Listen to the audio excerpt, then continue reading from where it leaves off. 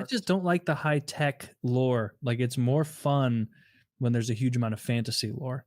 Like the Lord of the Rings lore is great. The Warhammer fantasy is great.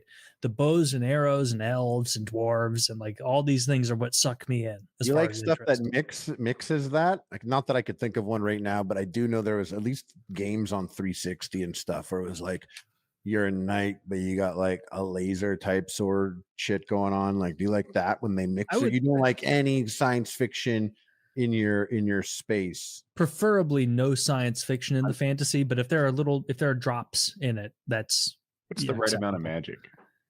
The right amount of magic is that there is never ever ever a get out of jail free card. Like there is no, like in Harry Potter, I remember laughing watching with my youngest brother when he was watching those, and it would be like, you know, they're like, Harry's like, oh my goodness, how are we going to unlock this door? And they're like, and Hermione's like, unlock Astoris. And then it just opens. And it's like, well, maybe a little more than that. Maybe a riddle, maybe a melon kind of thing. Just something that doesn't make it so easy. There should never be a get out of jail free. Unlock the door in spoke friend and enter Lord of the Rings, right? Yeah. And he knew that the Elvish word for friend was melon. Yep, it was speak friend. That sounds like the same thing. Well, no, that was. This is totally. It's the exact thing. I want you to find the difference in these two pictures. No, it's not. Dude, I watched a video last night. I almost sent it to you. Someone almost died to the Watcher in the water because they couldn't figure it out. Because he was throwing rocks. And then the Watcher in the water destroyed the door after they decided they didn't want to go through the mines, and so they were forced to go through the mines. I watched a really good lore video last night. It was like, what if Gandalf landed in the 40K universe and he shows up and he's just like, oh, what have you done? This is evil. Of course, Gandalf would hate it. He was written by a hardcore Catholic. He would hate that. It's pretty good. It's pretty good. He's like, Gandalf just be super outclassed by everything. No, because he is older than the forces of nature themselves. His power derives from the one true creator of all of the magics and all of the powers of the universe. He is eternal. I've grown older and not any stronger at all. Gandalf can resurrect until his purpose is fulfilled. He's one of the Maiar. My experience, like late 20s, is pretty dope. If you're like, what is Gandalf doing if someone shotgunned him? Coming back or blocking it? Yeah, they tried to hit him and he blocked it with his staff, and there was like an explosion of fire, and his true visage was revealed to them, and he was a 50-foot wall of flame and fury to their eyes suddenly, and everybody fell down and cried. It was good. It's a fun story. So why did he do that in the movie if he had that in his pocket? Well, because they nerfed him in the movie, right? But he can't touch the ring because he's too powerful, and he knows the ring is more powerful than him. Corrupt. My least.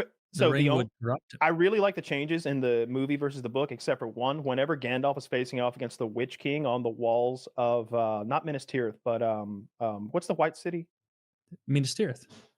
Is it? What I'm thinking Hell's Deep. Yeah. On the walls of Minas Tirith, the Witch King of Angmar lands on his fucking giant fell mount, and they have this little battle. In the book, it seemed like they were evenly matched, and Gandalf might whoop his ass right then and there. But in the movie, Gandalf is like, this is it. Time to give my life for the cause, I guess, because I'm outmatched. I think he might even shatter Gandalf's staff or something in that moment. Like in the movie, yes. Yeah, and it's that's not what should have or would have happened according to the lore. The Nazgul were fearful of Gandalf, which is why that one scene of Faramir and everyone riding back from Osgiliath, and then Gandalf comes out with the light and shines it on the Nazgul, and they immediately flee. Is like, book-wise, Gandalf was more powerful than any of those ring wraiths independently.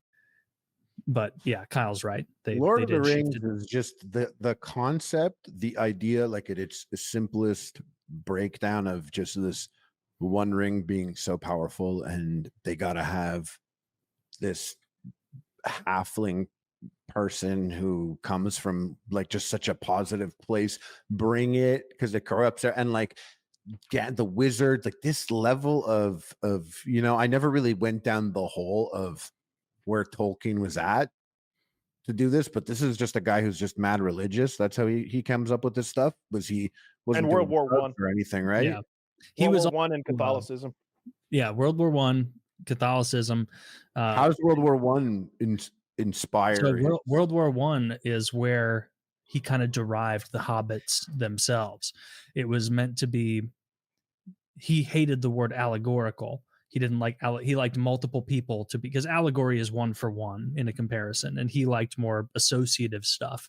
So like there are many, like if you were making an allegory about Lord of the Rings, there would be a Christ figure throughout it, but it shifts all the time. It's associative.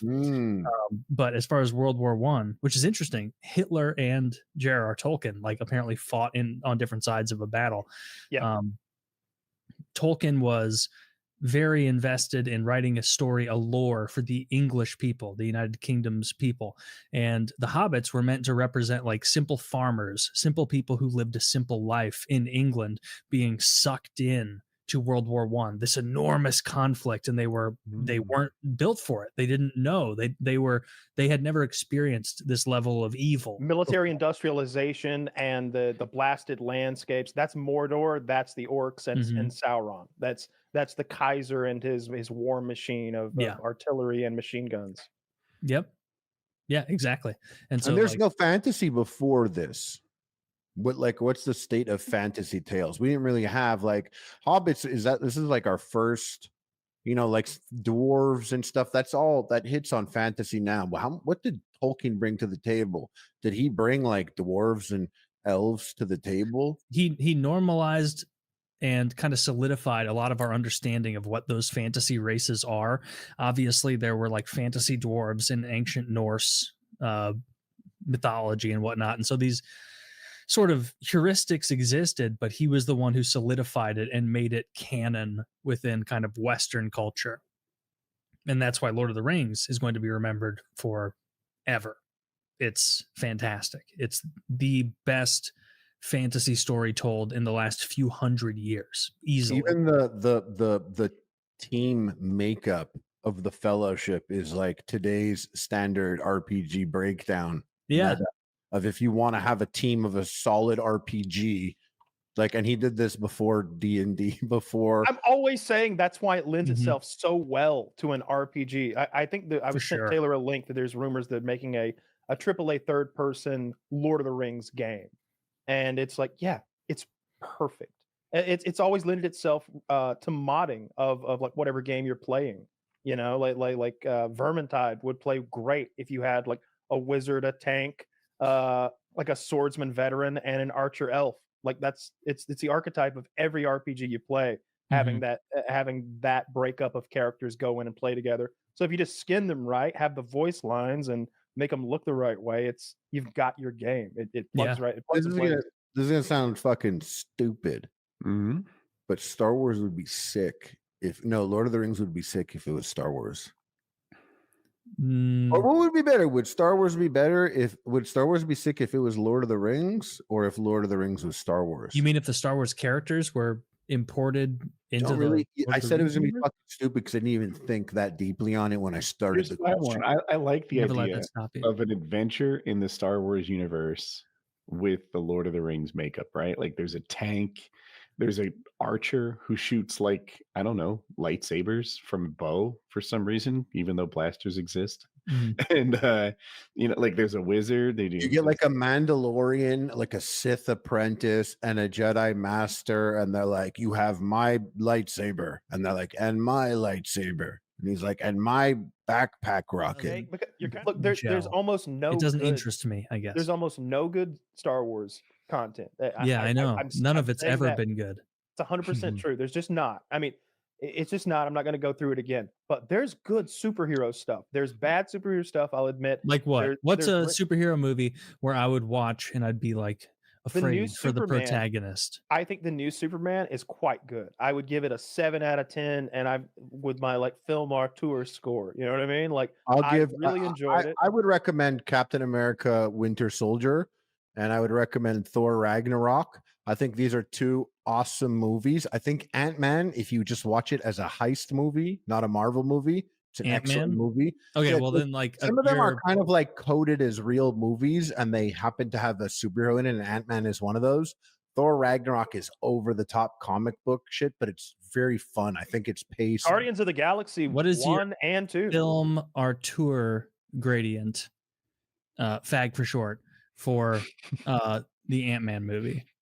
I give the Ant-Man movie probably like 8.5 on 10. I give Ragnarok for me personally a 10 on 10. I think Winter Soldier is a 9.5, 9 on 10. Okay. I like Guardians. I think Guardians is one of those movies. Yeah, Guardians I give 9. The first I one like I'll give a 9 Guardians on of the Galaxy 1 and 2. 1 and 2 are good. I don't know if I've seen 2. I liked 1 though. So I maybe get them a little confused. I think I mix them up with the new Thor Ragnarok, which they were all in. So I think of that as the third one. What's the Now big that I think prison? about it, When they're all in the big prison, is that the first one? That like Yeah. big it happens Goliath? in every one of them. If I'm Oh being yeah, honest. yeah. The But first one's okay. the one where they that is they the break worst. out. The third like, one- Then I've seen that, and I liked it. I think it might. One of In them the didn't have second one, James you Gunn or meet something. Star-Lord's dad. That one's Oh, okay. okay, I Okay, so haven't now I seen that. remember now. The first Yeah, one, the first one's much is better. very good. The second one is okay, but it's not great. The third one makes you cry. The third one is so powerful when you get Rocket Raccoon's backstory. Dude, I got to the theater fucking stoned on edibles for a Guardians of the Galaxy movie, and I got like an animal abuse story that fucking Yes. like really Yeah, fucked me you up. find Did out that not Rocket vibe with it. Raccoon No one had wants like this that. whole group of like It's like Christmas critters. Cute animals in wheelchairs, like they operate on us every day. Yeah, he's got a whole bunch of Christmas critters, and they're all cute. Each one cuter than the last. There's like a no. fucking squirrel and a rabbit and a fox and a raccoon, and they're all like, there's an evil scientist torture operating and They're so manipulating. cute. They're like, I'm in pain. This makes me not want to watch it. Sounds sad. Yeah. Watch. Yeah, it. but I it's a watched. hero's I liked them journey. all when they came out, but then I rewatched the whole thing, and the first one's much better than the other two. It really, Okay. the first one's great. The first one was good. I did laugh out loud when that guy's like, I am too quick. Nothing goes over my head. Like that was a good line. That was very funny. See, they leaned into that way more in the second and third, and just the amount that they had in the first was perfect. And I did love Drax as a character. He was like the best in Marvel, and then he did become the Flanders. Yeah, They Flanderized him. Yeah, he got Flanderized in a way, kind of. He was getting dumber and dumber and dumber to the point where it's like, you are a space traveling superhero again, right? Like you know how to open the door. Homer, I suppose you can rob my house, diddly. Like where I guess later into the Simpsons. Yeah, it was too much. But yeah, I like those. All those are good. I don't like Ant-Man as much. I agree with the Thor take. I agree with the Captain America take for sure. That is a good movie on its own. Winter It's Soldier's sick. like a spy thriller with When people saw it, people were like, Winter Soldier's the best. I was like, this is all right. And when I rewatched them all, I was like, oh fuck, this one's good. It's like based like a good action movie. I think most of the Spider-Man movies are pretty good. I like the Andrew Garfield Spider-Man. I like that cartoon Spider-Man. The first one is 10 on 10 also. I watched that. The Black Spider-Man? Yeah. I didn't watch that, the first one. You got to. Who's Black? The Black. They had a cartoon Black Spider-Man. Yeah, Miles Morales. And if I could recommend something also really crazy, and because it's made by the same people as that Spider-Man, but K-pop Demon Hunters, I wrote that off as like, listen, dude, I'm super straight.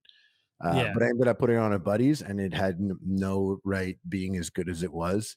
I was very, very entertained by that movie, and that animation studio is so good at what they do. Okay. All those are good, and I also I really none of it matters. Watch Terminator 2, dummy. I'm at this point, I'm deliberately not watching. Like at this point, so never ever watch it, so that we can do our movie cast before I've seen any of this stuff.